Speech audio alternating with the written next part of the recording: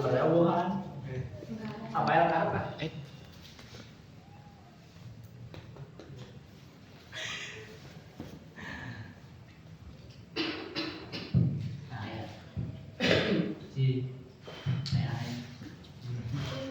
Alhamdulillahirobbilalamin. Wa bihi nasta'inu ala umuri dunya wa din. Wassalatu wassalamu ala asrofil anbiya'i wal mursalin wa ala alihi washabihi ajmain.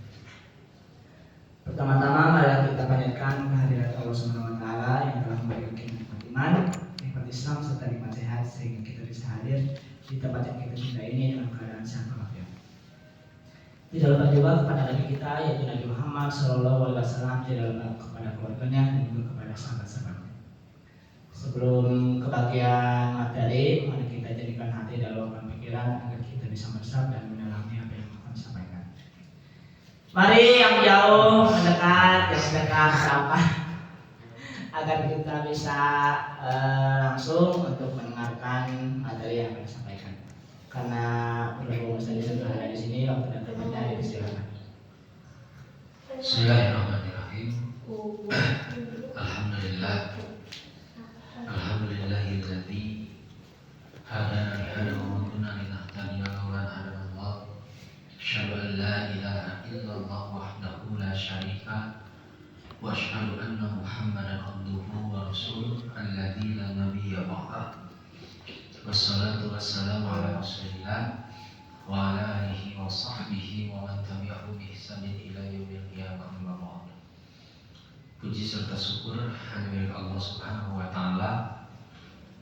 Dan alhamdulillah hari ini kita diberi kesempatan untuk bisa melaksanakan berbagai aktivitas yang dimulai tadi kita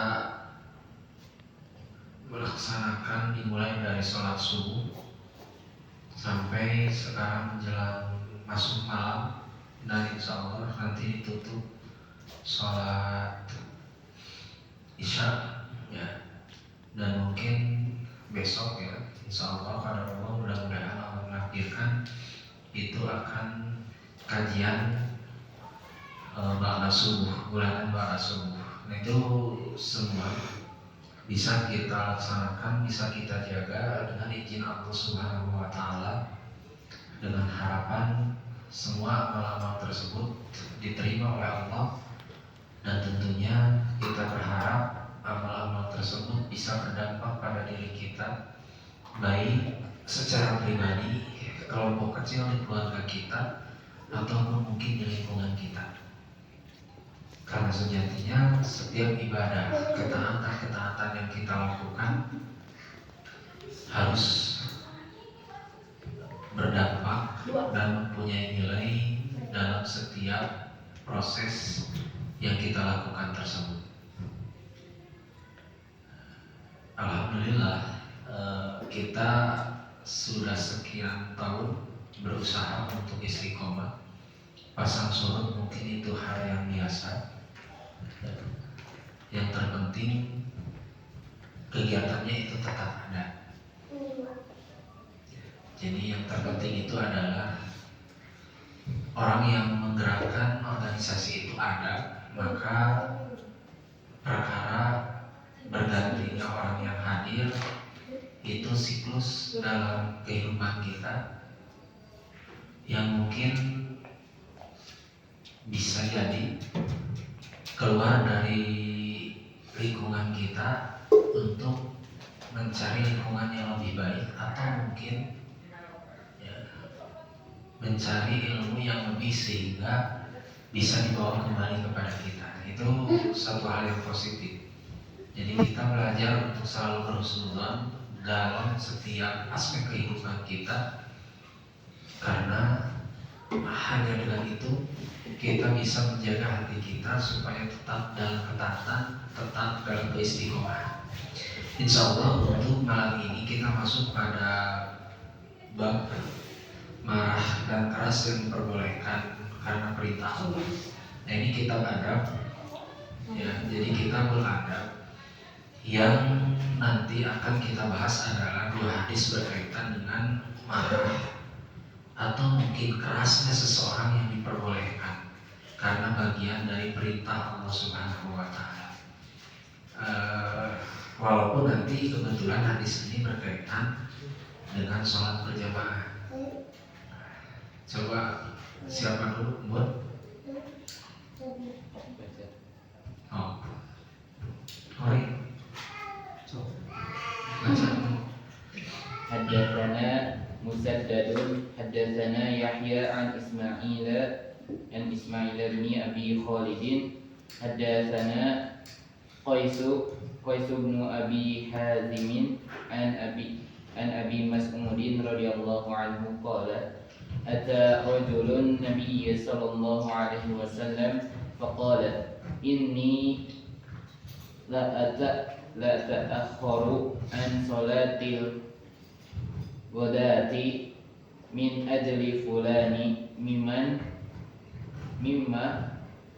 yutilu bina qala fama ra'aitu Rasulullah sallallahu alaihi wasallam qattu ashadda ghadaban fi mau'izatin minhu yawma idzin qala faqala ya ayyuhan nasu inna minkum munaffirina fa ayyukum ma shalla bin nasi falyatawajjazu fa inna fihim al-marida wal kabira wa dzal hajati. Telah menceritakan kepada kami Musaddad, ia berkata, telah menceritakan kepada kami Yahya dari Ismail bin Abi Khalid, ia berkata, telah menceritakan kepada kami Qais bin Abi Hazim dari Abu Mas'ud radhiyallahu anhu, ia berkata, ada seseorang yang mendatangi Nabi sallallahu alaihi wasallam seraya berkata, sesungguhnya aku sengaja terlambat sholat subuh lantaran fulan kerap memanjangkan bacaannya. Abu Mas'ud meneruskan, aku tidak pernah melihat Rasulullah sallallahu alaihi wasallam sangat marah dalam menyampaikan nasihatnya melebihi marahnya beliau pada hari itu. Abu Mas'ud meneruskan, lalu beliau bersabda, wahai sekalian manusia, sesungguhnya di antara kalian ada yang menjadikan orang-orang lari dari ketaatan. Maka dari itu, barang siapa di antara kalian sholat dengan orang banyak, hendaklah ia memperingan sholatnya. Sebab di antara mereka ada orang yang lemah, ada yang sudah lanjut usia, dan ada pula yang mempunyai keperluan lain. Nah, ini hadis. Jadi nanti kita bahas yang pertama marahnya Rasul sesuai dengan babnya. Yang kedua tata cara ketika kita menjadi imam. Nah, itu kan imam dulu. Bismillahirrahmanirrahim. Hadatsana Musaddadun telah menceritakan ke kami Musaddad, atau kalau secara bahasa Indonesia menerjemahkannya Musaddad telah menceritakan kepada kami. Jadi kalau bahasa Indonesia kan pelaku dulu. Pelaku itu nama bahasa Indonesia subjek, objek dan predikat kata kerja. Nah, ini Musaddad telah menceritakan kepada kami. Hadatsana Yahya telah menceritakan kepada kami Yahya an Ismail bin Abi Khalid dari Ismail bin Abi Khalid. Hadatsana Qais bin Abi Hazim telah menceritakan kepada kami Qais bin Abi Hazim an Abi Mas'udin dari Abi Mas'ud radhiyallahu anhu, semoga Allah meridhoi kepadanya. Nah, jadi dari Rasul itu kepada Abi Mas'ud, atau Abi Mas'ud melihat Rasul. Berarti di sini yang menjadi sahabatnya itu adalah Abi Mas'ud. Qala, maka Abi Mas'ud mengatakan, ata telah datang, atau ata rajulun telah datang seorang laki-laki, atau seorang laki-laki telah datang. An-Nabiyya kepada Nabi Sallallahu Alaihi Wasallam. Pakola, maka laki-laki ini mengatakan, ini sesungguhnya aku, laporan ke Rasulnya, ini sesungguhnya aku, la ta'akharu,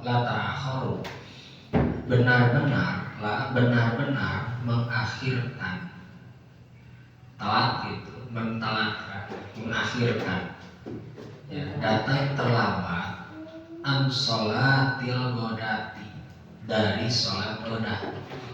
Hari goda kita subuh pagi. Nah, jadi laki-laki ini, kata Ibnu Mas'ud, melaporkan kepada Nabi bahwa Rasul kami sholat telat. Ngaja gitu. Jadi sengaja kami itu datang sholat untuk telat.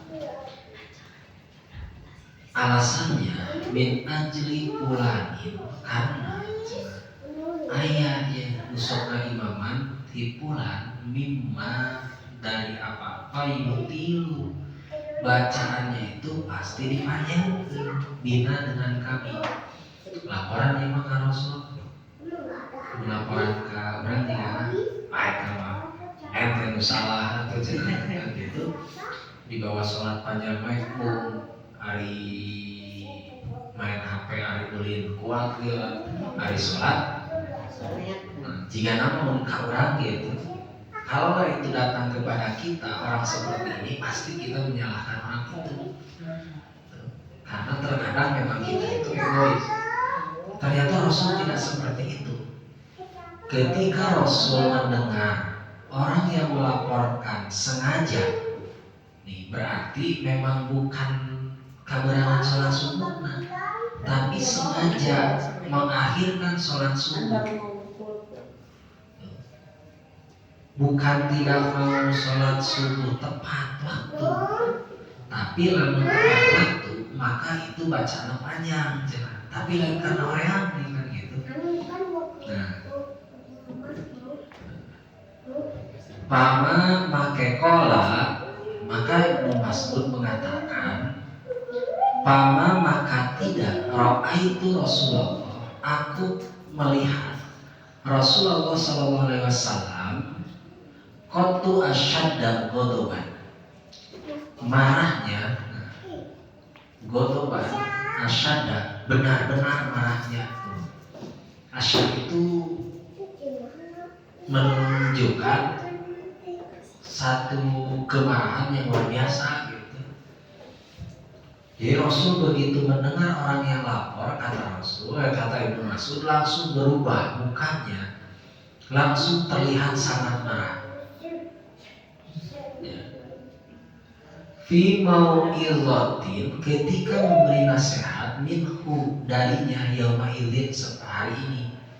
Jadi kata Ibnu Mas'ud, aku tidak pernah melihat Rasul semarah ini ketika memberikan nasihat. Nah, ini poinnya. Ternyata terkadang boleh memberikan nasihat dengan cara yang keras, asyad. Makanya ketika guru ngamukan di sekolah marah. Ya. Jadi ketika guru memarahi anak di sekolah, atau mungkin kita memarahi anak kita, itu dengan cara yang keras boleh. Itu apa dari kasetot itu? Kasetot teh organisasi perlindungan anak.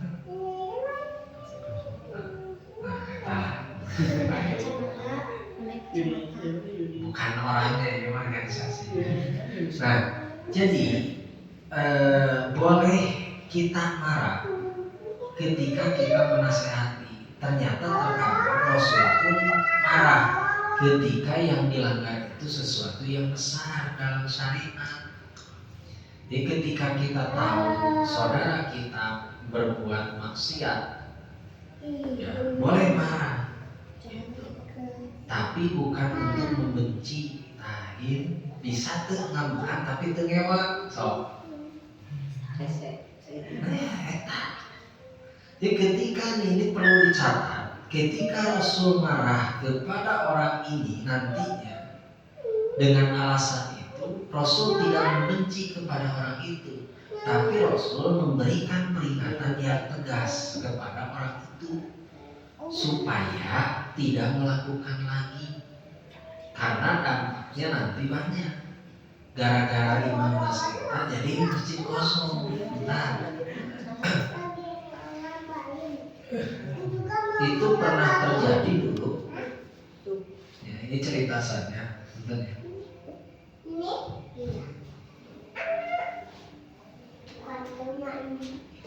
Dulu di pesantren itu lamun sholat kesiangan masuk itu di push up. Ya, mau sholat maghrib, sholat isya, dan sholat subuh itu kesiangan. Lain kesiangan waktu padahal masuk. Kamu mau tetap sih masuk tidak berjamaah atau berjamaah telat, maka itu di push up, diskotkan atau jalan bebek, rupa-rupa lah tergantung orang yang memegang kepemimpinan di saat itu. Karena di asrama itu ada nakibnya. Nakib itu yang bertanggung jawab terhadap asrama itu. Nah, ada nih yang untuk diturutan tadi. Ada anak ya, seangkatan nih bapak itu tukang olahraga fisiknya kuat. Menikah di push up daripada sholat nalila. Nuan beres, ayo jangan orang di push up, nah, masuk aja gali di push up, bilang di push up, nah ini kalau diturutan banyak. Terus kalaupun itu dilakukan di pesantren-pesantren itu sangat wajar, karena di lingkungan pesantren itu banyak penghafal Al-Quran, terus yang berjamaahnya pun orang-orang yang memang ada di lingkungan itu. Boleh atau terjadi masalah panjang mungkin, berarti lu tadi tes salah gitu, milih pesantren karena kasusnya berbeda. Nah, jadi luar biasa di pesantren itu, makanya 7 tahun di pesantren itu berkesan ya. Memang bedanya dengan yang monok dengan yang enggak itu. Kalau yang ngalong itu sekolah pulang kan gitu. Nah, tambahannya itu di asrama itu kemandirian dan sebagainya. Ya. Tapi ibunya jangan apa guys, ya sesorangan ya aja. Ya. Nah itu, ya kan? Karena kan tuntutan di asrama betul bisa jadi kumaha deui kan gitu. Ekspresi namanya gitu. Jadi yang tidak akan kita dapatkan di lembaga pendidikan yang tidak monok itu kemandirian. Ilmu mungkin bisa dikejar, tapi kemandirian itu akan sulit karena beda orang anu deket jeung orang nu jauh. Dekat dengan orang tua semandiri-mandirinya tapi gitu kan. Beda dengan orang yang dia jauh, pasti ada tuntutan yang lebih. Ya terus sokena baju kotor menjadi perempuan sabulan pulang di bawah di panis itu kan mungkin. Nah kan Ibnu Mas'ud orang ini marahnya luar Rasul terlihat sangat marah ketika tahu bahwa ada orang yang sholat dipanjang ke imamnya gitu. Pakola, jadi kata Ibnu Mas'ud fi mau'izatin minhu yauma idzin. Jadi marahnya Rasul pada hari ini belum pernah Ibnu Mas'ud melihat semarah pada saat itu. Jadi tara-tara berbahasa orang tara-tara Rasul marah sampai seperti itu. Ya. Maka kata Rasul, pakola, maka Ibnu Mas'ud mengatakan, pakola, maka Rasul bersabda, ya ayyuhan nas, wahai manusia, inna sesungguhnya bikum di antara kalian munafirina, apakah mau membuat orang-orang berlarian kabur? Gitu. Ya. Fa'ayyukum, maka ketika kalian mau sholat, melaksanakan sholat binasi dengan manusia, falyatajawas, maka lakukan dengan ringan, mudah, panjang. Nah ini alasannya kata Rasul.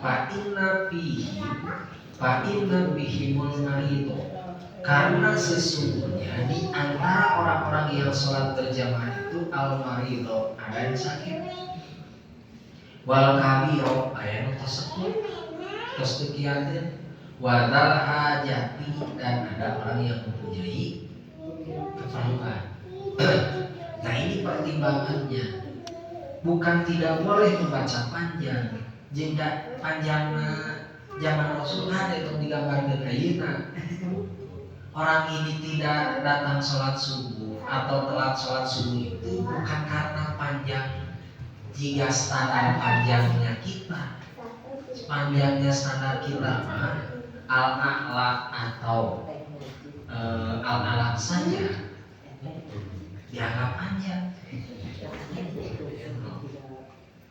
Al-alaq atau al-alaq saja, atau mungkin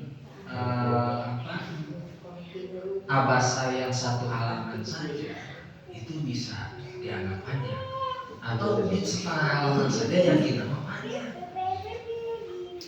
Karena faktornya bukan itu yang jadi faktornya, kita mah nggak mau balik ke apal. Jadi gitu kan, sebenarnya ketika kita membaca potongan ayat yang setengah halaman, potongan surat, misalkan potongan ayat-ayat setengah halaman dengan baca surat Atin, hampir sama. Tapi kenapa ketika orang baca setengah halaman dianggap panjang, tapi surat Atin begitu? Faktornya itu karena daun apal mah Atin ge sabi isma wae itu dianggap panjang, gak pernah mendengar.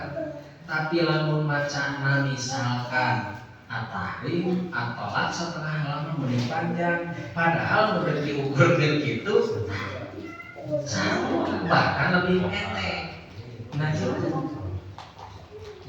itu yang jadi, termasuk yang jadi kendala di kita itu standar panjang dan pendek.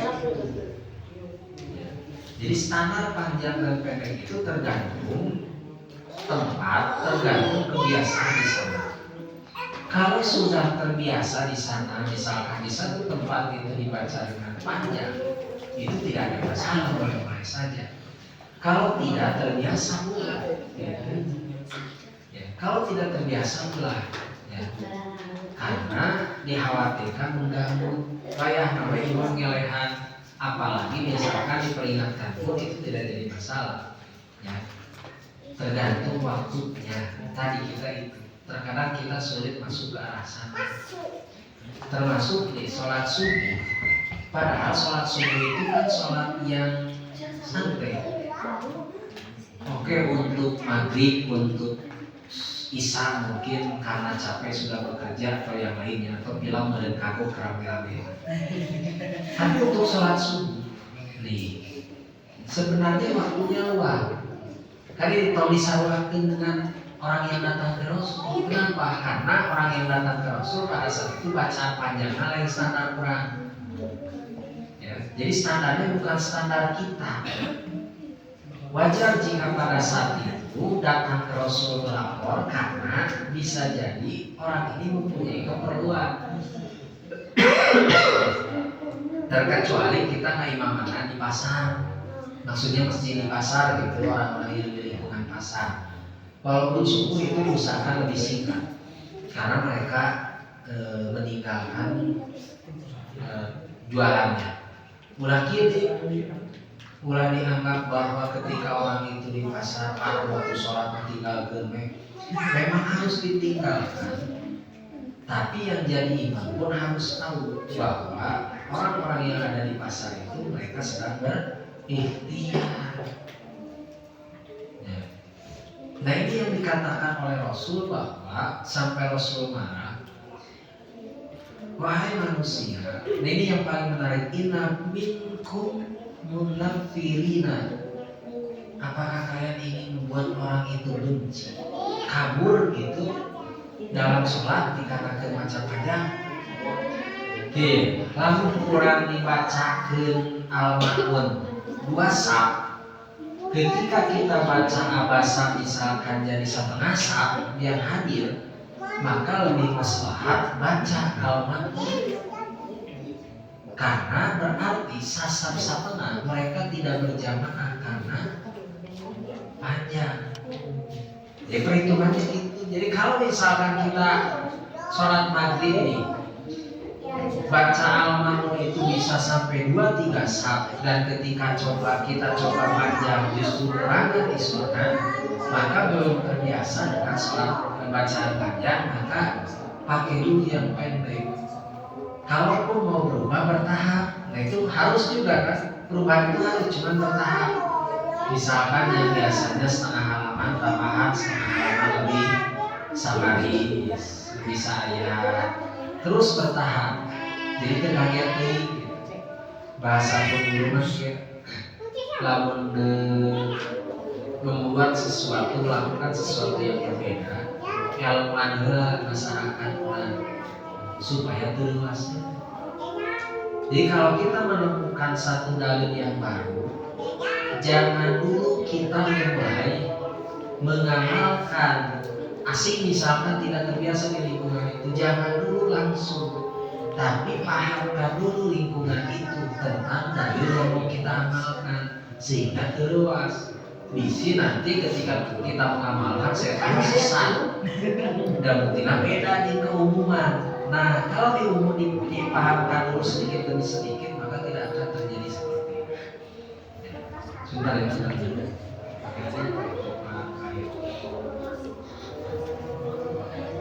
Jangan sampai kita justru membuat orang-orang lari, tidak mau lagi berjamaah dikarenakan bacaannya terlalu panjang. Maka kata Rasul, wahai manusia, sholat binasi, sholatlah dengan manusia yang lainnya, artinya berjamaah.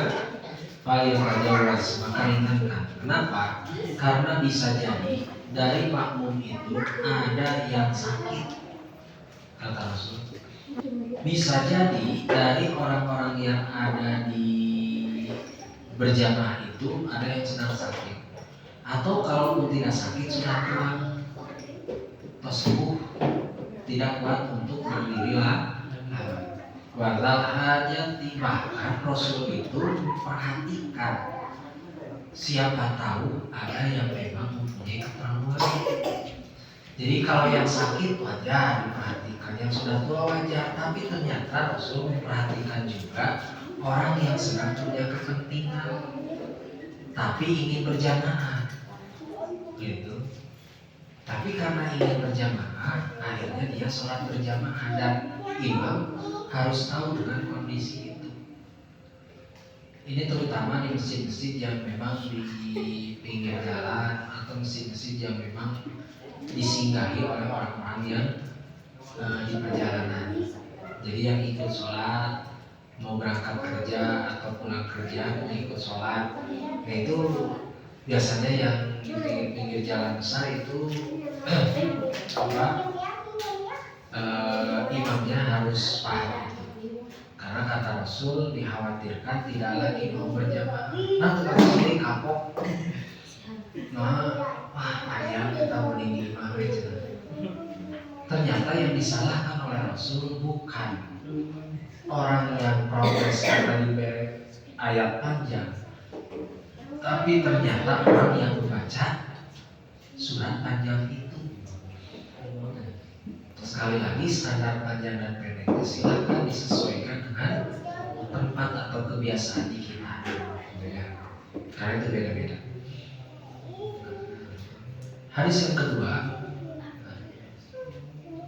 itu bab marah. Jadi boleh marah dalam urusan yang memang penting, perintah Allah. Siapa yang membaca? Mari Pak. Mari Pak. Mari di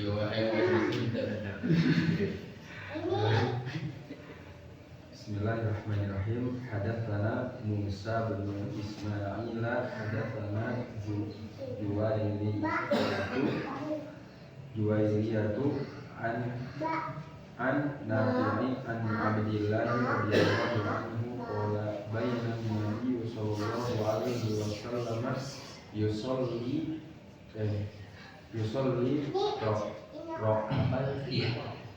ro'afi qiblatil masjidi tuqamatan fahab biyadihi fataghayyadu thumma qala inna ahadakum idza kana fi sholati fa inna Allaha hiyala wajhihi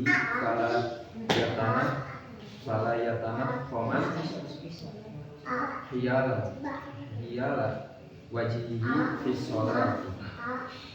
Nah, hadis yang kedua dari bab marah ini, ya, jadi marah yang keras itu dibolehkan. Hadatsana Musa bin Ismail telah menceritakan kepada kami Musa bin Ismail. Hadatsana Juwairiyah telah menceritakan kepada kami Juwairiyah. An Nafi'in dari Nafi, an Abdillah dari Abdullah radhiyallahu anhu. Ini sanadnya Abdullah ya. Di Abdullah mengatakan bainan Nabi. Nah, di antara kami dengan Nabi sholat, sedang melaksanakan sholat. Nabi Shallallahu Alaihi Wasallam, ya, Nabi Shallallahu Alaihi Wasallam yusolli, kami sedang sholat. Gitu. Jadi di antara kami dengan Nabi Shallallahu Alaihi Wasallam yusolli, beliau sholat. Roka, nah, itu tiga orang mual ya nanti. Roka, maka Rasul melihat di kiblat di depan orang yang sholat itu. Di kiblatil masjid, di kiblat masjid nukhomatan, maaf ayat cibu. Ayat cibu bahasa Indonesia nama? Udah. Oh ya udah. Ya. Jadi Rasul melihat di kiblat tadi, bukan di pinggir. Tapi di hadapan di kiblatnya, berarti ada orang yang sholat barijeun galudan hidup. Boleh tidak? Boleh. Tapi ke kiri dibuangnya, lamun di kiri namun sasa. Kan sampai sisi joli patong. Boleh di kiri bukan. Kenapa dulu itu dibolehkan? Karena memang mestinya terbuka. Tanah, terus padang pasir kan tidak lama kering, gitu kan? Hari-hari dina keramik, dina karpet, wah kayak nggak mau. Nah ada orang yang melakukan itu luhomah, paham kahabiadihi, maka Rasul nih mengambilnya. Jadi Rasul ngambil naruh itu ludah. Fatagoyado terus ditutupan. Jadi ketika melihat ludah Rasul itu marah, tapi perbuatannya tidak ditinggalkan. Nah itu juga yang sulit. Kalau tadi orang sulit tapi tidak membenci, orang marah tapi tidak benci itu sulit. Ya karena biasanya marah itu nantinya berkaitan dengan benci, makanya marah ayeuna bencinya terus-terusan diurangkan gitu. Panggil jadi padahal marah itu boleh, apalagi marah berkaitan dengan syariat.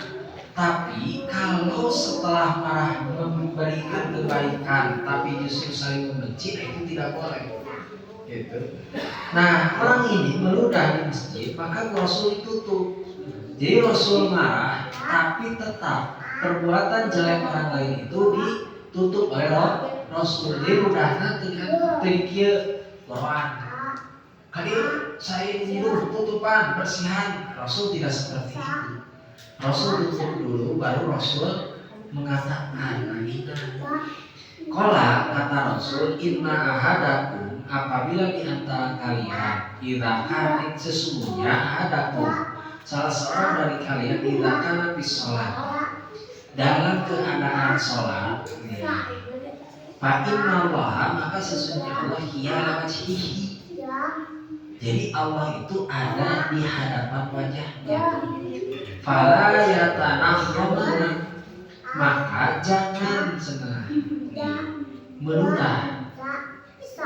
Jangan meludah. Ini pakai kalimat taukid. Fala yatanahhamana, ini maka jangan pernah meludah. Ia liwajhi bislah, karena ketika dia meludah ke hadap ke depan dalam keadaan sholat. Jadi kata Rasul, untuk tidur meludah ke depan ketika kita sedang sholat. Nah, iya, makan untuk batu. Ya. Poinnya bukan tentang itu, tapi tentang Rasul marah kepada orang yang melanggar terhadap aturan Allah. Boleh, apalagi orang tua. Ya. Bakat pintar udah bicarakan, bapak kan sama Rasul ngelatang dong, tidak boleh marah. Jadi di sekolah kita jadi pintar. Begitu dia makan Pak sama Rasul dan hadisnya kayak gimana? Jadi bapaknya Berarti nggak pikir. berarti nggak pintar ya kan bicarakan gitu. Jadi bapaknya lah kembali di kita beradab. Rasul pernah marah untuk urusan-urusan yang memang berkaitan dengan agama, dan itu dibolehkan. Nah, poinnya dalam hadis ini bukan tentang meludah itu, tapi ternyata Rasul dalam keadaan marah, tapi tetap menutup ludah itu, mengubur ludah itu, tidak meninggalkan perbuatannya. Di kita biasa berbuat baik karena marah, kebaikannya ditinggalkan. Nah itu yang jangan bagi kita itu. Jadi walaupun kita sedang marah, benbut, tetap saja kebaikannya jangan ditinggalkan, tapi lakukan. Nah, Rasul itu seperti itu. Rasul marah, tapi Rasul tidak meninggalkan perbuatan baiknya. Dan kita pun harus belajar ketika marah, tapi tidak meninggalkan kebaikan-kebaikan itu. Jadi dua hadis berkaitan dengan bab Rasul bolehnya marah ketika memang dalam keadaan atau dalam kondisi yang memang urusannya dengan agama. Nah, namun anu terpenting lah gitu. Ya, sekiranya tidak perlu marah, sebetulnya amat. Lebar energi, lebar pikiran, apalagi marah berlebihan, kita menyesal masuk gitu. Tadi tebak amok, jadi kabur misalnya. Jadi ini yang paling sulit itu manajemen hati ya. Jadi memanage hati kita supaya tahu kapan kita boleh marah dan kapan kita tidak bisa. Atau ketika kita marah tapi bisa manage marah itu tidak menzalimi orang lain. Nah, mudah-mudahan kita diberikan kekuatan oleh Allah untuk menjaga itu supaya kebaikan-kebaikan kita tidak hilang, tidak terhapus, atau mungkin kebaikan kita tidak ternodai dengan sifat keburukan-keburukan kita. Dan tentunya mudah-mudahan Allah menjaga kita dari perbuatan-perbuatan jelek, dijadikan orang-orang yang husnul khatimah. Itu saja, mudah-mudahan Allah mengampuni segala dosa-dosa kita, melapangkan segala urusan-urusan kita, dan yang terpenting mudah-mudahan Allah memberikan rezeki semua. Aku ada astagfirullah li wa lakum. Subhanakallahumma wa bihamdika, asyhadu an la ilaha illa anta, astaghfiruka wa atubu ilaik. Wassalamualaikum warahmatullahi wabarakatuh.